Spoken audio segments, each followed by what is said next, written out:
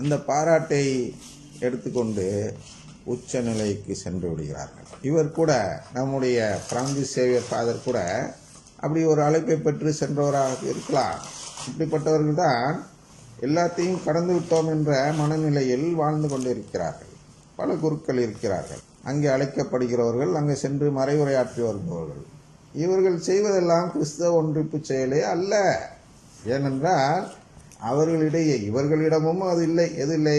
கடவுளின் குடும்பம் என்ற அந்த நம்பிக்கை இல்லை. அவர்களிடம் அந்த நம்பிக்கையை இவர்கள் வளர்ப்பதில்லை. ஒருவேளை இவர்கள் அங்கே சென்று மறைவுரை ஆற்றி அவர்களிடையே அந்த குடும்ப நம்பிக்கையை வளர்ப்பார்கள் என்றால் நிச்சயமாக அந்த செயல் அந்த கிறிஸ்தவ ஒன்றிப்புக்கு வழிவகுப்போம். ஆனால் நீங்கள் அவ்வாறு செய்ய முயற்சி செய்தால் கூட, அதை நினைத்து கொண்டு போனால் கூட சாத்தான் உங்களை அங்கே பேச விட மாட்டான். ஏதோ ஒரு விதத்தில் அதை கெடுத்து விடுவார். அவர்களே உங்களை விடமாட்டார்கள். நீங்கள் செழுமை நற்செய்தியை போதிக்காமல் சிலுவையை போதிக்கிறீர்கள் என்றதுமே அங்கே உங்களுக்கு வரவேற்பே இருக்காது. அப்படிப்பட்டவர்களை தான் ஆண்டவர் வடிகட்டி அங்கே அனுப்பியிருக்கிறார். கடவுளின் குடும்பம் வேண்டாம் என்று சொல்லக்கூடியவர்கள் தான் அங்கே அனுப்பப்படுகிறார்கள். எனவே கிறிஸ்தவ ஒன்றிப்பு என்பது அவர்களெல்லாம் கடவுளின் குடும்பத்தை ஏற்க வைப்பதுதான் கிறிஸ்தவ ஒன்றிப்பின் முதல் படி. அந்த நம்பிக்கையை நாம் ஊட்ட வேண்டும். அந்த நம்பிக்கையை நாம் பறித்து விடக்கூடாது.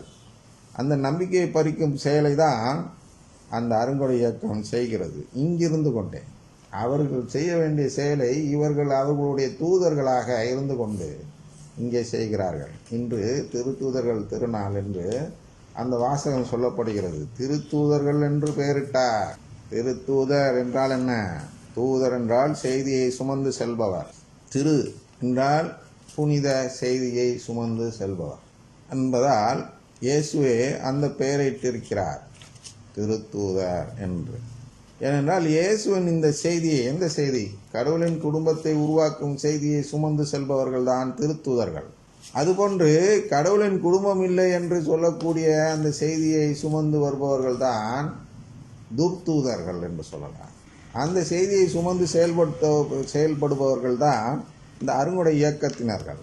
அதில் ஒன்றும் இல்லைங்க, காலி டப்பா, empty vessels make the most noise அப்படின்னு சொல்கிறோம் அல்லவா? அதுபோன்று நிறைக்குடம் தழும்பாது என்று சொல்வார்கள் தமிழில். அதுபோன்று நம்முடைய திருச்சபையில் இருந்த வழிபாடுகளில் எந்த விதமான ஆர்ப்பாட்டமும் இல்லாமல் அமைதியான வழிபாடாக நிறைக்குடம் போன்று இருந்த நிலையில் இவர்கள் குறைக்குடமாக வந்து தழும்புவதை ஒரு ஆர்ப்பாட்டமாக, ஒரு தூயாவின் செயலாக காட்டி, வல்ல செயல்கள் நடக்கிறது இன்னும் கத்தி அது ஒரு ஆர்ப்பரிப்பு செயலை மாற்றி அதில் ஏதோ ஒரு ஆன்மீகம் இருப்பது போல் பொய் சொல்லி மக்களுக்கு ஒரு பொய்யான தோற்றத்தை கொடுத்து என்ன செய்கிறார்கள் என்றால், அந்த கடவுளின் குடும்பத்தின் மீது இருக்கும் நம்பிக்கையை பறித்துவிட்டு வல்ல செயல் மீது நம்பிக்கையை நாம் பெற வேண்டும் என்று நம்மிடம் அந்த அவர்களுடைய சாத்தானுடைய செய்தியை தூதாக எடுத்துக்கொண்டு இங்கே வந்து போதிப்பவர்கள்தான் அருங்கொடை இயக்கத்தினர்கள். இவர்கள் இதை நம்புவதே இல்லை. கேட்டால் நம்புறேன்னு தான் சொல்லுவாங்க. வாயில் நம்புவாங்க, செயலில் விட்டுருவாங்க. சொல்லில் நம்புவார்கள். சொல்லில் சிறந்த சொல் செயல் என்று ஒருவர் மறைவுரையாற்றினார் ஒரு நாள். ஆனால் இவர்கள் வாயில் சொல்லுவாங்க கடவுளின் குடும்பத்தான் நாமெல்லாம் அவங்க. ஆனால் செயலில் நம்பாதவர்கள் என்று எதை பார்க்கிறோம் என்றால், இந்த கடவுளின் குடும்பத்தை நம்பாதவர்கள் மீட்பு பெறக்கூடியவர்கள் என்று போதிக்கிறவர்களாக இவர்கள் இருக்கிறார்கள். அதனால் அது வெளிப்படுகிறது. எனவே இதை பார்ப்போம். நீங்கள் அந்நியர் அல்ல. புரிகிறதா? அந்நியர் அல்ல. கடவுளுடைய குடும்பத்திற்கு நீங்கள் அந்நியர் அல்ல. வேற்று நாட்டினரும் அல்ல. அந்த விண்ணரசில் உள்ள நாடு என்பது கடவுளின் குடும்பம்தான். அந்த நாட்டை சேர்ந்தவர்கள் தான், கடவுளுடைய நாடை சேர்ந்தவர்கள் தான் நீங்கள். அப்படின்னா கடவுளுடைய குடும்பத்தை சேர்ந்தவர்கள் தான் நீங்கள் என்பதை தான் வேற்று நாட்டினரும் அல்ல என்று சொல்கிறார். இறை மக்கள் சமுதாயத்தின் உடன் குடிமக்கள். அதான் அப்பொழுது பார்த்தோம். இறை மக்கள் சமுதாயத்தை சேர்ந்தவர்களே அந்த அருங்கொடை இயக்கத்தினர்கள் அல்ல. ஏனென்றால் அவர்கள் கடவுளின் குடும்பத்தையே நம்பாதவர்கள். அதனால் அவர்கள் நம்முடைய உடன் குடிமக்களே அல்ல. இங்கேதான் இருக்கிறார்கள், நம்மோடு திருப்பலி காண்கிறார்கள் தான். ஆனால் அவர்கள் நம்மை சேர்ந்த குடிமக்களே அல்ல. அவர்கள் அந்நிய நாட்டின் குடிமக்கள். இங்கே இருக்கிறார்கள். ஃபாரினர் என்று சொல்கிறோம். ஃபாரினர் இந்தியாவில் இருப்பதால் அவன் இந்தியன் ஆகிவிட முடியாது. அதுபோன்று இந்தியாவிலே பிறந்திருந்தாலும் வெளிநாட்டில் சென்று அங்கே வெளிநாட்டு குடிமகன் என்று உரிமை பெற்றுவிட்டால் அவன் மீண்டும் திரும்பும் பொழுது இந்தியன் அல்ல. அதுபோன்றுதான் இவர்கள் இங்கேயே வழிபாட்டு முறைகளை நடத்தினாரும்.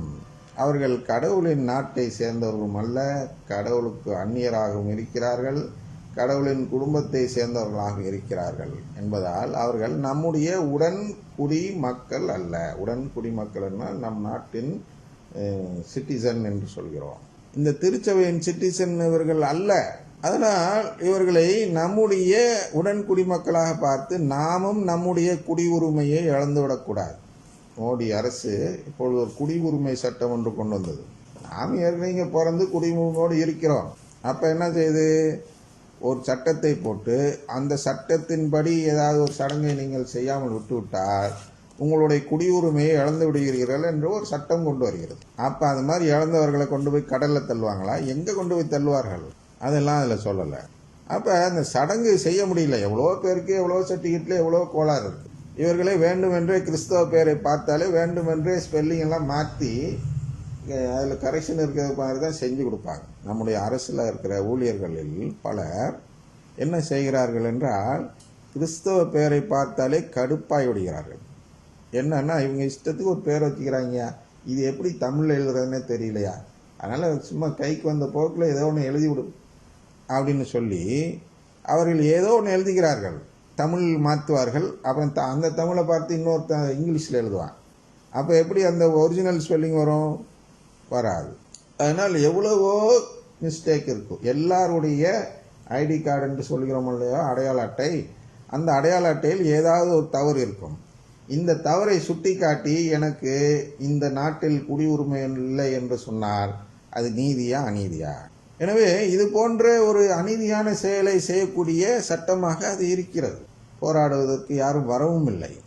ஏதோ அங்கங்கே 2-3 பேர் கூடினார்களே தவிர நம் நாட்டில் உள்ள அனைவரும், ஏதோ கிறிஸ்தவர்களும் முஸ்லிம் மட்டுமல்ல, அனைவருமே இதற்கு ஒன்று கூடியிருக்க வேண்டும். ஏனென்றால் அவர்களுடைய அடையாள அட்டையிலும் ஏதோ ஒரு குறை இருக்கதான் செய்யும்.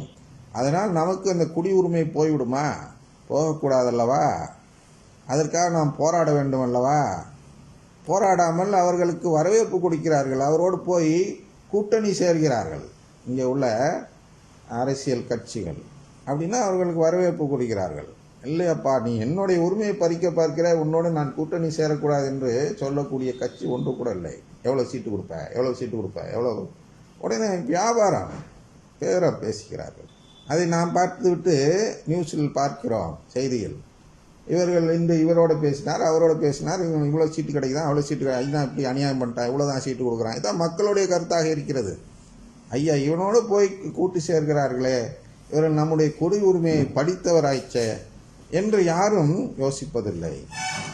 எனவே குடியுரிமை என்பது இப்படிப்பட்டது அல்ல.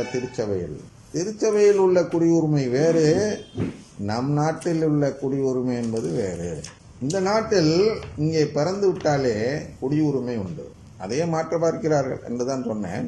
இருந்தாலும் அடிப்படை நீதி என்ன என்றால், நான் இங்கே பிறந்து விட்டேன் என்றாலும், இங்கேயே அதில் வளர்ந்து விட்டேன் என்றாலும், என்னுடைய குடியுரிமையை மாற்ற எந்த அரசுக்கும் அதிகாரம் கிடையாது. அது என்னுடைய பர்த் ரைட். கான்ஸ்டிடியூஷனில் இருக்கிற அரசியல் சட்டமைப்பில் இருக்குல்ல, முதல் முக்கிய சட்டம் யார்? இந்தியன் என்பதுதான். அந்த இந்தியன் என்பதற்கான வரையறையை மாற்ற பார்த்து அவர்களுக்கு பிடிக்காதவர்களை நாடு கடத்த பார்ப்பதற்காக கொண்டு வரப்பட்ட சட்டமாக தான் இது பார்க்கப்படுகிறது. தேவையில்லாத சட்டம். ஆனால் திருச்சபையில் அப்படி அல்ல. திருச்சபையில் குடியுரிமை பெற வேண்டும் என்றால் நான் திருச்சபையில் பிறந்திருந்தால் போதாது. அதாவது திருச்சபையில் உள்ள ஒரு தாய் தந்தையருக்கு பிறந்திருந்தால் போதாது. எங்கே பிறந்திருக்கிறோம் என்பதை வைத்து வருவதல்ல இந்த உடன்குடி மக்களுடைய குடியுரிமை. இது எங்கிருந்து வருகிறது என்றால் நம்முடைய நம்பிக்கையில் பிறப்பதிலிருந்து வருகிறது. ஊனியல்பில் பிறப்பது ஊனியல்பு நாட்டில் உள்ள குடியுரிமை. நம்பிக்கையில் பிறப்பதுதான் விண்ணக நாட்டில் உள்ள குடியுரிமை. ஆனால் நாம் எப்பொழுது இந்த உடன்குடி மக்களாக இருக்கிறோம், இறை மக்கள் சமுதாயத்தின் உடன்குடி மக்களாக இருக்கிறோம் என்றால், எப்பொழுது இருக்கிறோம் என்றால், இந்த கடவுளின் குடும்பத்தை நாம் நம்பும் பொழுதுதான், நம்பி அதற்குரிய செயல்களை செய்யும் பொழுதுதான் நாம் இந்த நிலையை அடைகிறோம், இந்த உரிமையை பெறுகிறோம், குடிமக்கள் என்ற உரிமையை பெறுகிறோம். அதை திருச்சபை கூட தவறாக பார்க்கிறது. பிறந்தவர்கள் எல்லோரையும் கத்தோலிக்கர் என்று ஏற்றுக்கொள்கிறது. அதனால்தான் அறுவடை இயக்கம் இங்கே செயல்பட தொடங்கிவிட்டது. ஏனென்றால் இவர்கள் இங்கே பிறந்து விட்டார்கள். அதனால் மண்ணுலக நாட்டை போன்று திருச்சபை அதிகாரிகள் திருச்சபையை பார்க்கிறார்கள். எனவே இந்த மண்ணுலக நாட்டில் உள்ள குடியுரிமை சட்டம் என்பது வேறு, திருச்சபையில் உள்ள குடியுரிமை சட்டம் என்பது வேறு. குடியுரிமை சட்டமோ குடியுரிமை நீதின்னு எடுத்துங்க. இப்போ சட்டத்தை அவர் மாற்றி விட்டதால் அந்த சட்டம் என்ற வார்த்தையை நீதிக்கு பயன்படுத்த முடியாத நிலை வந்துவிடும். ஆனால் மண்ணுலக நாட்டில் குடியுரிமை நீதி என்பது, குடியுரிமை பெறும் நீதி என்பது வேறு, நீதிமுறை என்பது வேறு. விண்ணுலக நாட்டில் குடியுரிமை பெறும் நீதிமுறை என்பது வேறு. எனவே விண்ணுலக நாட்டில் எப்படி நாம் குடியுரிமை பெற வேண்டும் என்றால், முதலில் நாம் கடவுளின் குடும்பத்தை நம்ப வேண்டும். இதை நம்பாதவர்கள் அந்த குடியுரிமை பெறாதவர்கள். அதான் இங்கே சொல்றார், இறை மக்கள் சமுதாயத்தின் உடன் குடிமக்கள் அப்படின்னா கடவுளின் குடும்பத்தை சேர்ந்தவர்கள் என்று சொல்கிறார். திருத்தூதர்கள், இறைவாக்கினர்கள் ஆகியோர்களை அடித்தளமாகவும் கிறிஸ்து இயேசுவையே மூளைக்கல்லாகவும் கொண்டு அமைக்கப்பட்ட கட்டடமாய் இருக்கிறீர்கள் இல்லையா? இது ஒரு கட்டடமாக உருவப்படுத்துகிறார். இப்போ என்ன ஏற்கனவே பார்த்தோம், அந்நியர், அதாவது அந்நியர் அப்படின்னா பாரினர் அப்படின்னு வச்சுக்கோ, அது ஒரு உருவகம். வேற்று நாடாக பார்ப்பது ஒரு உருவகம், ஒரு சமுதாயமாக பார்ப்பது ஒரு உருவகம், ஒரு குடிமக்களாக பார்ப்பது ஒரு உருவகம், குடும்பமாக பார்ப்பது ஒரு உண்மை. குடும்பம் என்பது உருவகமாக நாம் பார்க்கக்கூடாது. உண்மையிலேயே கடவுள் இதுதான் மைய கருத்தாக வைத்து செயல்படுகிறார். மற்றதெல்லாம் உருவகமாக காட்டும்போது அடுத்து இந்த குடும்பம் எப்படி காட்டப்படுகிறது? கட்டடமாக காட்டப்படுகிறது. இந்த குடும்பம் கட்டடமாக காட்டப்படும் பொழுது இந்த கட்டடம் எப்படி எழுப்பப்படணும்? கட்டடம்னா என்ன? எல்லாமே உருவகமாக இருக்கும் பொழுது அந்த கட்டடத்தில் உள்ள கல் இருக்குது அல்லவா, அது செங்கல்லா? இல்லை, அந்த கல்லுக்கும் உருவகம் இருக்கிறது. அது என்னது என்றால், திருத்தூதர்கள், இறைவாக்கினர்கள் ஆகியோர்களை அடித்தளமாகவும், அடித்தளத்தில்னா அந்த கட்டடமே நிற்க போகிறது எதுலன்னா திருத்தூதர்களுடைய வார்த்தையிலும் போதனைகளிலும் இறைவாக்கினர்களுடைய போதனையிலும் நம்பிக்கை வைத்து அதன் மீது கற்கள் அடுக்கப்பட இருக்கின்றன என்றால் நாம் தான் இறை மக்கள் ஆக இருக்கிறோம் அல்லவா. இதை கொண்டு கடவுளின் குடும்பத்தை ஒரு கட்டிடமாக நாம் கட்டி கொண்டிருக்கிறோம். அவ்வாறு கட்டப்படும் பொழுது நாம் எதை அடித்தளமாக வைத்து கட்டப்படுகிறோம் என்றால், அவர்களுடைய திருத்தூதர்களுடைய வார்த்தைகளையும் இறைவாக்கினர்களுடைய வார்த்தைகளையும் நம்பி வாழ்பவர்கள் அனைவரும் ஒன்று கூடும் பொழுது இந்த கட்டடம் கட்டப்படும் செயலாக அது மாறுகிறது. இவர்கள் சொல்லக்கூடிய அந்த வார்த்தைகள் தான் கடவுளின் குடும்பம். அதை அடைவதற்கான வழிகளை தான் திருத்தூதர்களும் இறைவாக்கினர்களும் சொல்கிறார்கள். அதனால் மூளைக்கல், கிறிஸ்து இயேசுவையே மூளைக்கல்லாக கொண்டுள்ளது. ஏற்கனவே சொல்லியிருக்கிறேன், பவுல் எப்பொழுதும் கிறிஸ்து இயேசு என்று சொன்னார். அது என்ன என்றால், நற்கருணை ஆண்டவராகிய கிறிஸ்து இயேசு என்று படிக்க வேண்டும் என்று சொன்னேன். ஏனென்றால் அன்றைக்கு அதற்கு நற்கருணை என்ற பெயர் இல்லை. நற்கருணை ஆண்டவருக்கு அன்றைக்கு அந்த பெயர் சூட்டப்படவில்லை. அதை அப்பம் விடுதல் என்று தான் சொன்னார்கள். அந்த அப்பத்தை கிறிஸ்து என்று தான் அழைத்தார்கள். கொரிந்தியர் 11 பார்க்கிறோம். நாம் அப்பம் பிடிக்கிறோம் அல்லவா, அது யார்? நம்முடைய ஆண்டவர் இயேசு கிறிஸ்து அல்லவா என்று சொல்கிறார். அதனால் அந்த நற்கருணை ஆண்டவருக்கு பவுல் வைத்திருந்த பெயர் தான் இயேசு கிறிஸ்து இயேசு எல்லாம் தான். ஆனால் அதை சொல்லும் பொழுது எதை மூளைக்கல்லாக வைத்து கட்டப்பட்டிருக்கிறதுனா, நற்கருணை ஆண்டவரை மூளைக்கல்லாக வைத்து கட்டப்பட்டது தான் இந்த திருச்சபை, இறைமக்கள் சமுதாயம்.